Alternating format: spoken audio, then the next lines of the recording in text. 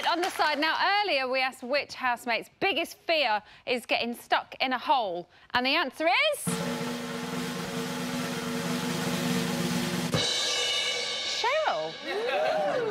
What an odd fear, isn't it? No, just claustrophobia, isn't yeah, but it was very specific, a hole. Well, neither would I, but you'd think like snakes or spiders, worms, but a hole. Anyway, they're saying, crack on, what are you talking about? What about Saddam Hussein? He was stuck in a hole, wasn't he? Oh, John, we're a big brother.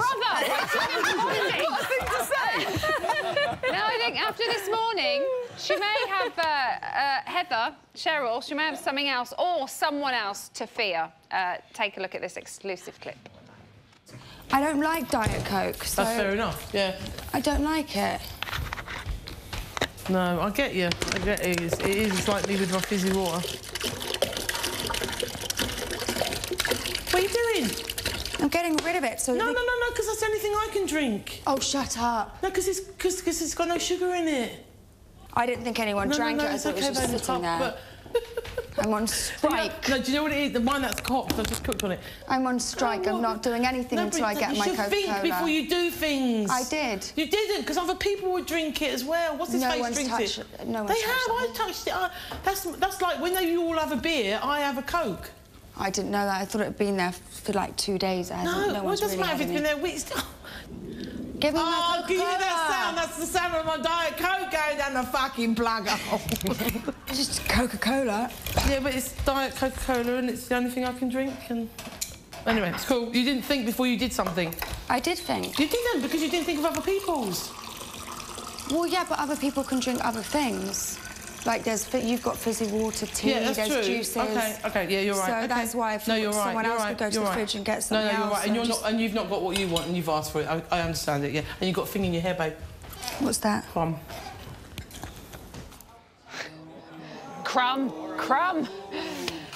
We nearly had our first row, but not quite. Not yet. Although we have had one, because we've just seen it earlier on. Right, there is so much to talk about already and so much to make sense of, and fortunately, Miss Pam Spur is with us.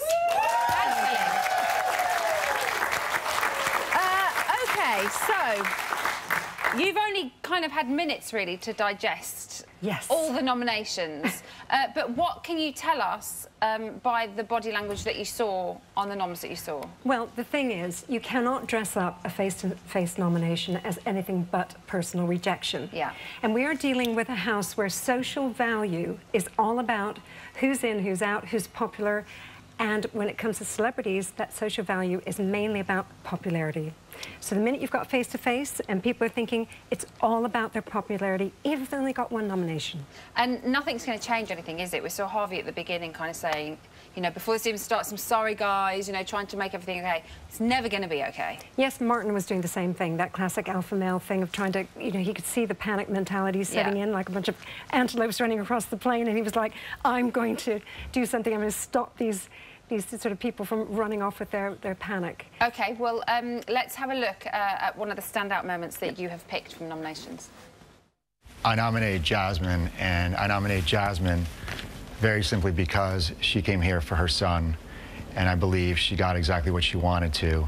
She has an incredible story about him, and I'm not sure if she's going to have fun being here, and I want her to go out and tell her story about her son.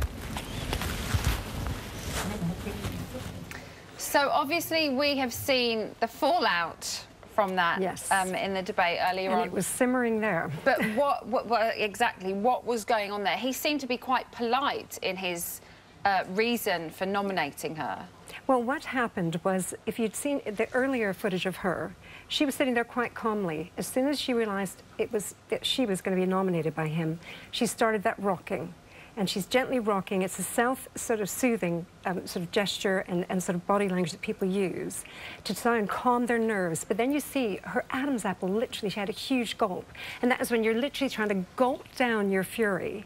And I could just tell that that was the moment I wanted on that screen, because it just showed from her sort of quite stable behaviour, and at that point, it was all change.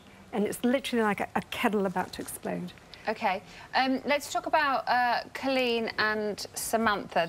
They're kind of seen as the mother figures. You know, they're kind of very comforting to everyone. We've seen the girls tonight saying that, you know, Samantha's very much a mother figure in there. How will people feel that... How will the people that they nominated feel? Well, they're what I call consolidators. Both of them go along. Whatever group they're with, they will consolidate the atmosphere. And you can see it quite clearly, if you've been obviously watching the last few nights, how they have that sort of presence. So to be nominated by a consolidator, it destabilizes your sense of your core. So the things that keep you stable are knowing that someone like Colleen and Samantha are on your side. That gives you more stability. To hear that they've nominated you, that is so destabilizing. Now, they both nominated Rhian, and she does kind of seem like the kind of youngest, you know, little girl in the house. So do you think she would take it? I mean, I know she has been nominated by them, but is somebody like that going to take it much harder coming from mother figures than, say, somebody like Jasmine or Harvey or, you know? Well, you might have seen the explosion, as we have done with Jasmine. The thing about Rhian is she's not an alpha princess. Both sort of Jasmine and Danica have that quality of they think they could be an alpha. They're kind of princessy about it. Yeah. They're kind of velvet tigers, as I say. They're sort of they've got this sort of soft when they want to be, and then the claws come out, as we saw with Jasmine. Rhian doesn't have that. So she is very vulnerable. She's less secure. She hated the fact she was booed when she came in. So this is certainly not going to help her sense of self. Yeah. OK, let's move on to the men. Who would you say is the alpha of the house? Well, it's really interesting because, of course, Martin was in the dining room saying, I don't want to be the alpha, but he's made for that role. He has the confidence, he's got the wisdom. But it's a very natural thing, isn't it? It's not... He hasn't come into the house and kind of, you know, sprayed his scent everywhere as the alpha. He's just naturally... He's got that... He's just naturally the alpha. He is. He doesn't have... Which makes him kind of the ideal alpha, because he's not having to do all these sort of displays of alpha-type behaviour. He's just naturally got charisma. Yeah. The thing is, what's interesting is you look at the pecking order, he'll often put his arm, like, on Harvey to kind of bring Harvey under control. Harvey then does that to Ashley.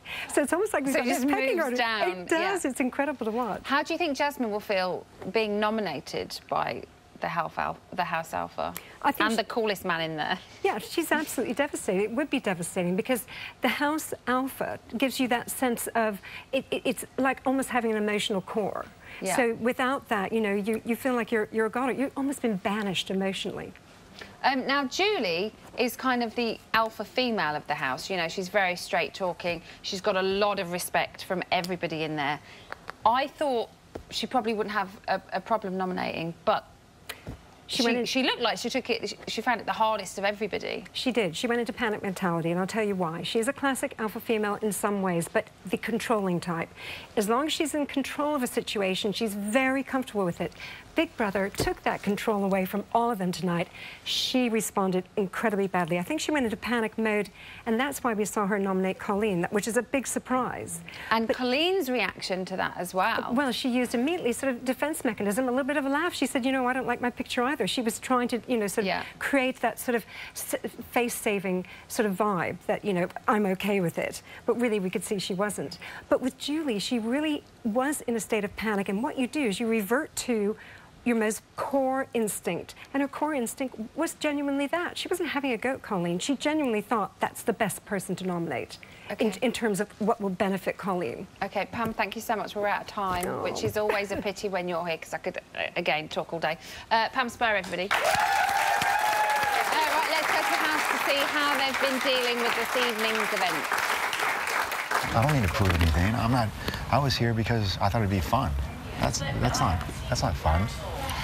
It is for people watching, it's fun.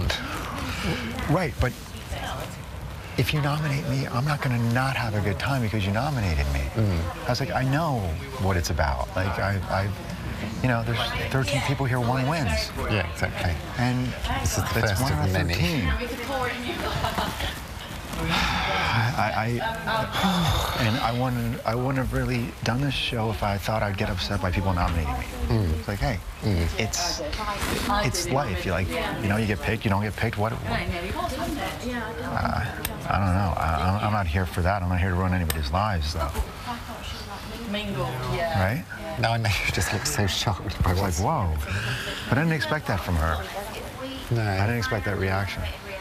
I really didn't, because I think she's a really nice girl, and you know, now she thinks I totally betrayed her. Yeah, and she might think differently when she calms down. No, she won't. That's not a reaction where someone thinks differently afterwards. Well, I mean, you can't maintain that level of hysteria. She's going to calm down and, on some level, and just. I hope so. Yeah. Wow. No, I want to go home. Oh, we can't have everybody going home. Somebody's got to stay. Right, after the break, we'll be finding out the latest news from the house. See you in a few.